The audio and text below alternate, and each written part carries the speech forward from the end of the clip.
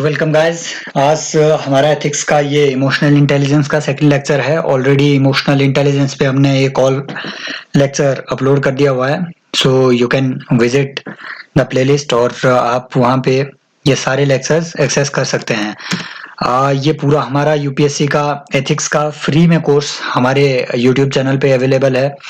You can visit our YouTube channel the UPSC Hub और ये आपको यहाँ पे एथिक्स की पूरी जो प्लेलिस्ट है वो आपको देखने को मिलेगी और you can access all the lectures. इसमें अभी ऑलरेडी 17 लेक्चर्स अपलोड हो चुके हैं, बाकी भी लेक्चर्स इसमें अपलोड हो जाएंगे। मीनवाइल 15 दिसंबर से पहले पहले आपका पूरा ये एथिक्स का कोर्स इसमें कवर करा दिया जाएगा। तो ऑलरेडी हमने ये सारी चीजें इमोशनल इंटेलिजेंस में डिस्कस कर ली है। इमोशनल इंटेलिजेंस जो कि आपके एथिक्स एंड ह्यूमन इंटरफेस का सब पार्ट है। ये देखिए आपका जो यूपीएससी का सिलेबस है एथिक्स एंड ह्यूमन इंटरफेस, इसी में आपके इमोशनल इंटेलिजेंस भी एक यहाँ पे एक कीवर्ड आपको देखने को मिलेगा। तो आप इमोशनल इंटेलिजेंस को अच्छे से प्रिपेयर करें और लीडरशिप में और आपकी गवर्नेंस में इमोशनल इंटेलिजेंस का क्या रोल होगा वो सारी चीजें आप एक बार अच्छे से अपने नोट्स में लिख दीजिए। इमोशनल इंटेलिजेंस बेसिकली क्या है, डेनियल गोलमैन ने ये कंसेप्ट दिया हुआ है। ये सारी चीजें हमने पिछले लेक्चर में डिस्कस कर ली हुई है, एक क्विक रिकैप कर देते हैं। Emotional intelligence is the capability of a person. एक आदमी की ऐसी कैपेबिलिटी होती है जिससे कि वो अपने इमोशंस को कंस्ट्रक्टिवली यूज कर सके कोई भी काम करने में, और वो अपने इमोशंस को समझने के साथ साथ दूसरों के इमोशंस को समझ सके, उसकी इमोशनल स्टेट ऑफ माइंड को समझ सके। तो इसमें मैंने एक चीजी लाइन यहाँ पे और ऐड की हुई है कि emotional intelligence is the ability to make your emotions work for you instead of against you. Usually क्या होता है कि our emotions start working against us. हम ओवर थिंकिंग करने लग जाते हैं चीजों के बारे में, we become very emotional about the things, और when we attach our emotions to something it starts the situation starts deteriorating. हम हमेशा उसी के बारे में सोचने लग जाते हैं, इसकी वजह से हमारी एफिशिएंसी कम होने लगेगी। ये हमारे इमोशंस इस तरीके से हमारे खिलाफ काम करने लगेंगे। तो इमोशनल इंटेलिजेंस क्या है कि आपकी एक ऐसी कैपेबिलिटी कि आप अपने इमोशंस को कंस्ट्रक्टिवली यूज कर सको अपने बेनिफिट के लिए, for you instead of against you. तो ये सारी हुई आपकी इमोशनल इंटेलिजेंस, इसकी चीजी लाइन। डेनियल कॉलमैन ने ये 5 इसमें फैक्टर बताए हुए हैं इमोशनल इंटेलिजेंस के, जो कि 5 डिटर्मिनेंट्स हैं, जो 5 कंपोनेंट्स है इमोशनल इंटेलिजेंस के। ये आपने याद कर लेने हैं, पिछले लेक्चर में डिस्कस हो चुका है सब कुछ। सेल्फ अवेयरनेस आप में सबसे पहले होनी चाहिए, अपने आप को रेगुलेट करने की आप में क्षमता होनी चाहिए। मोटिवेशन, दूसरों को मोटिवेट करने की अगर आप में क्षमता है तो आप इमोशनली इंटेलिजेंट हो। अगर आप में एम्पैथी है दूसरों के लिए, कि भाई कोई अगर किसी चीज से सफर कर रहा है, आप उसको फील कर पा रहे हो, उसकी पोजीशन को फील कर पा रहे हो, तो दैट इज एम्पैथी। और सोशल स्किल्स, जो कि कम्युनिकेशन स्किल है, किसी को परजुएट करने की आपकी स्किल है, ये सारी चीजें इमोशनल इंटेलिजेंस का हिस्सा है एज पर Daniel Goleman. All this has been discussed earlier, आप उस लेक्चर को एक बार देख लें। इमोशनल कोशेंट क्या होता है? Emotional quotient is basically the difference between Emotional quotient is basically a parameter to measure any person's emotional intelligence। जैसे आपका एक पैरामीटर होता है, मान लो आपने कहीं अगर भूकंप की तीव्रता को मापना हो तो if you want to measure the intensity, not intensity, if you want to measure the frequency of the earthquake, तो आपको उसमें जो रिक्टर स्केल है उसका यूज करना होता है। एक ऐसी ही स्केल हमने डेवलप की हुई है इमोशनल कोशेंट करके। तो ये एक तरीके का पैरामीटर है, एक फ्रेमवर्क है कि आदमी कितना इमोशनली इंटेलिजेंट है।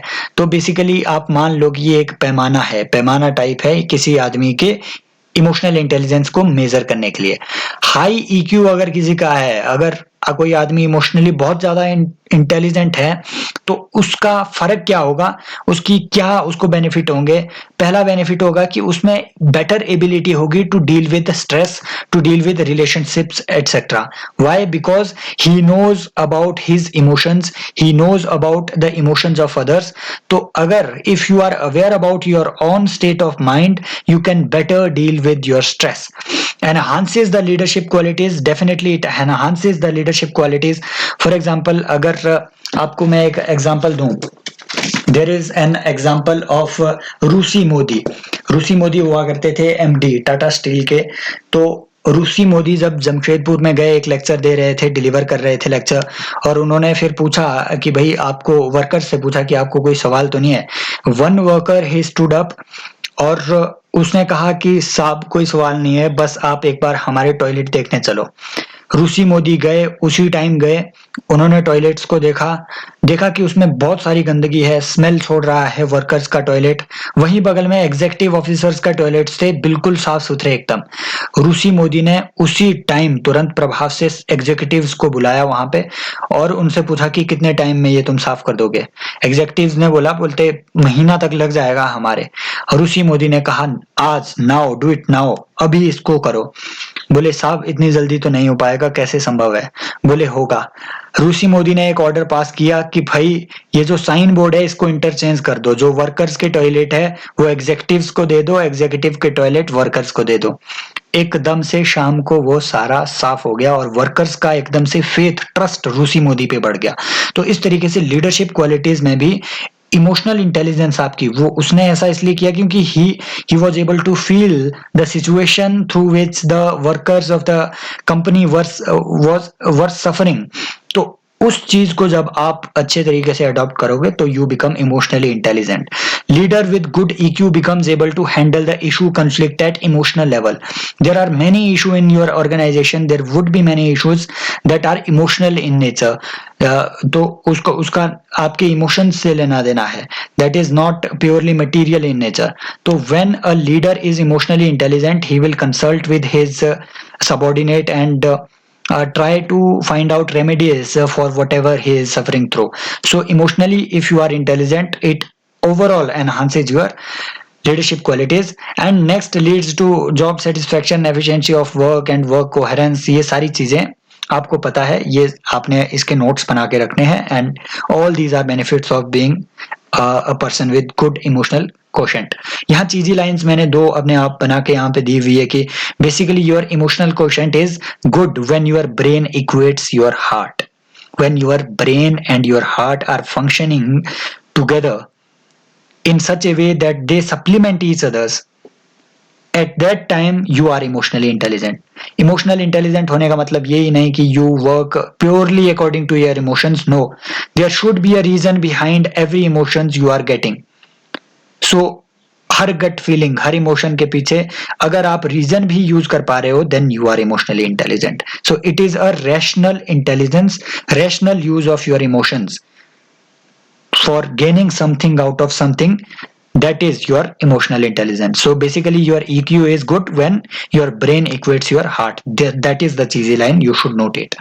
Next is the difference between a leader and manager is that a leader becomes able to gain an emotional commitment of his people towards the common goal, whereas a manager fails to do that. Leader touches the emotions of his subordinates. He gives an emotional call to the subordinates, and subordinates feel emotionally adhered towards, committed towards the goal that has been preached by the leader before them. तो उसे हम कहेंगे emotional intelligence if you are able to establish an emotional connect with your subordinates and your peers, then you are a good leader. Leader और manager में फर्क यही है कि मैनेजर सिर्फ मैनेज करता है चीजों को, a leader gives a vision and he is emotionally intelligent as well. He touches the emotions of the people. तो नेक्स्ट लेक्चर में हम ये PYQs डिस्कस करेंगे, साथ में आंसर कैसे अच्छे लिखने हैं, ये भी सारी चीजें उसमें बताई जाएगी. इमोशनल इंटेलिजेंस पे यूपीएससी ने ये सारे जो पिछले क्वेश्चंस पूछे हुए हैं, ये सारी चीजें उसमें डिस्कस होगी. थैंक यू सो मच, मिलते हैं नेक्स्ट लेक्चर में. ज्वाइन कीजिए Telegram channel, link has been given in the description box, and subscribe to this channel. We all need your help. Thank you.